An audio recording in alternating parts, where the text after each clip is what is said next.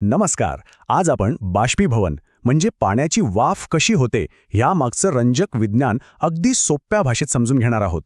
उन्हाळ्यात रस्त्यावरचं साचलेलं पाणी अचानक कसं गायब होतं, जमिनीवरून उडणारी वाफ तर सर्वांनीच पाहिली असेल, बरोबर.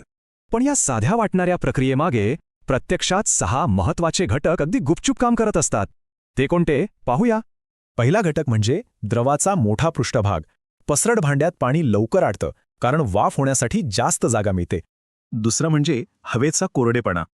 दमट हवेपेक्षा कोरड्या हवेत पाणी वेगाने सुकतं कारण ती हवा वेगाने वाफ शोषून घेते. तिसरा घटक अर्थातच जास्त तापमान.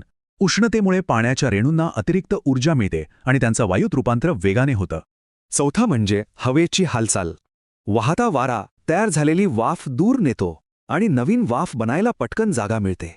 पाचवा घटक आहे कमी दाब.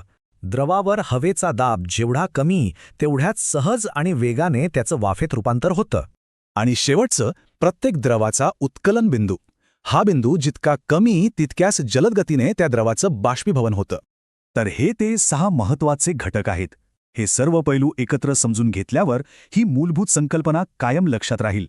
आता पुढच्या वेळी ओले कपडे सुकताना पाहिल्यावर यापैकी कोणते घटक तिथे काम करत असतील हा विचार नक्कीच रंजक ठरेल.